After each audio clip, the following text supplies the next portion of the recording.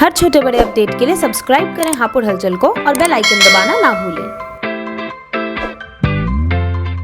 नमस्कार, आप देख रहे हैं हापुड़ हलचल और मैं हूं आपके साथ ललित। जनसंख्या समाधान फाउंडेशन पिछले 8 वर्षों से जनसंख्या नियंत्रण कानून की मांग को लेकर लगातार संघर्ष कर रहा है। यह फाउंडेशन के प्रयासों व संघर्षों की ही धमक है कि आज राज्य सरकारें इस कानून की आवश्यकता को गंभीरता से ले रही हैं। इसी क्रम में माननीय मुख्यमंत्री श्री योगी आदित्यनाथ जी की उत्तर प्रदेश सरकार ने भी जनसंख्या नियंत्रण, स्थिरीकरण और कल्याण अधिनियम 2021 का मसौदा प्रस्तावित किया है। फाउंडेशन इस प्रस्ताव के लिए सरकार को धन्यवाद प्रस्तुत करती है तथा स्वागत करती है। फाउंडेशन के कार्यकर्ताओं के फीडबैक के आधार पर 15 जुलाई 2021 को एक आपात बैठक बुलाई गई थी, जिसमें प्रस्तावित मसौदे में कुछ संशोधन की आवश्यकता जाहिर की गई। इसी संशोधन को आज जनसंख्या समाधान फाउंडेशन में पूरे प्रदेश के साथ साथ हापुड़ के जिला अध्यक्ष राजेंद्र गुर्जर व महिला मोर्चा की जिला अध्यक्ष ईश्वरी कुमारी सिसोदिया के नेतृत्व में हापुड़ की टीम द्वारा भी उत्तर प्रदेश के विधि आयोग व मुख्यमंत्री महोदय के नाम जिला अधिकारी महोदय को ज्ञापन सौंपे गए। ज्ञापन के संबंध में जिला अध्यक्ष राजेंद्र गुर्जर ने कहा कि यदि आवश्यकता हो तो विधानसभा की ओर से केंद्र सरकार को प्रस्ताव पारित करके भेजें कि वह जनसंख्या के उचित समाधान हेतु संविधान में उपयुक्त संशोधन कर कड़ा कानून बनाएं, जो जाति, धर्म, संप्रदाय से ऊपर उठकर सभी पर समान रूप से लागू हो। जनसंख्या समाधान फाउंडेशन महिला विंग मेरठ मंडल अध्यक्ष ज्योति सक्सेना ने कहा कि एकल बच्चा नीति को प्रोत्साहित करने के लिए प्रस्तावित प्रलोभनों को कानून में शामिल न किया जाए, क्योंकि इससे समाज में लिंगानुपात तथा सामाजिक ताने बाने पर बुरा प्रभाव पड़ सकता है।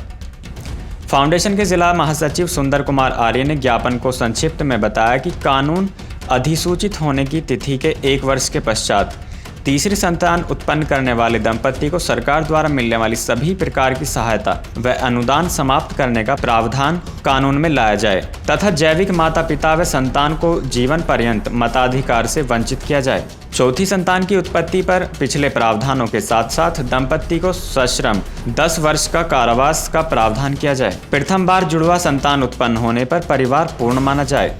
साथ ही बताया कि ज्ञापनों की एक कॉपी विधि आयोग व मुख्यमंत्री जी को रजिस्टर्ड डाक द्वारा व ईमेल द्वारा भी भेजी जा रही है। आपका नाम, आप किस संगठन से हैं? सुंदर कुमार आर्य, जनसंख्या समाधान फाउंडेशन के जिला महासचिव हैं। आज हम 22 जुलाई 2021 को कलेक्ट्रेट पर वर्तमान जो जनसंख्या नियंत्रण, स्थिरीकरण और कल्याण अधिनियम 2021 का प्रारूप माननीय मुख्यमंत्री जी के निर्देश पर विधि आयोग ने तैयार किया है।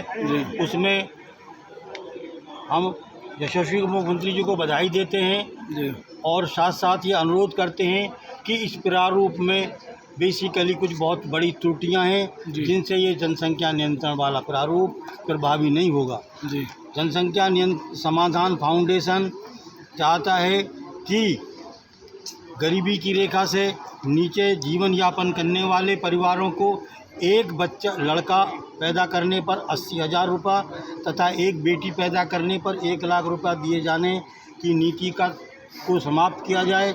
ऐसे परिवार के बच्चों को पूरी निःशुल्क शिक्षा, छात्रावास, कोचिंग की सुविधा, किताब और आने जाने की सुविधाएं सब निःशुल्क दी जाएं और कोई नकद धनराशि प्रदान न की जाए, जिससे राज्य पर अनावश्यक वित्तीय भार ना पड़े और जनता को कराधान का शिकार ना होना पड़े। द्वितीय, बहुपत्नी तथा बहुपति विवाह की जो परंपरा है, ये देश से पूर्णतः समाप्त हो और इसको संज्ञेय अपराध घोषित किया जाना चाहिए। ऐसे लोगों को सश्रम कठोर कारावास की सजा दी जाए। तीसरे, 2 से अधिक बच्चा पैदा करने वाले दंपतियों का नंबर 1 वोट ऑफ राइट समाप्त किया जाए। 2 से अधिक बच्चों का भी वोट ऑफ राइट समाप्त किया जाए।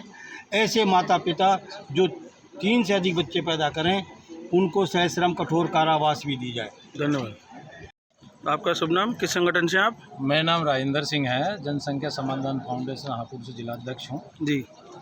और आज जो हम यहाँ आए हैं, देखिए, जनसंख्या समाधान फाउंडेशन पिछले 8 वर्षों से जनसंख्या नियंत्रण कानून के लिए संघर्ष कर रहा है और ज़ोर शोर से पूरे भारत में मांग उठा रहा है और उसी का संज्ञान लेते हुए हमारे माननीय मुख्यमंत्री जी ने, योगी आदित्यनाथ जी ने उस पर संज्ञान लेते हुए एक मसौदा तैयार किया है जी। और उस मसौदे में हम पहले तो माननीय मुख्यमंत्री जी का धन्यवाद करते हैं, उन्होंने इस पर संज्ञान लिया।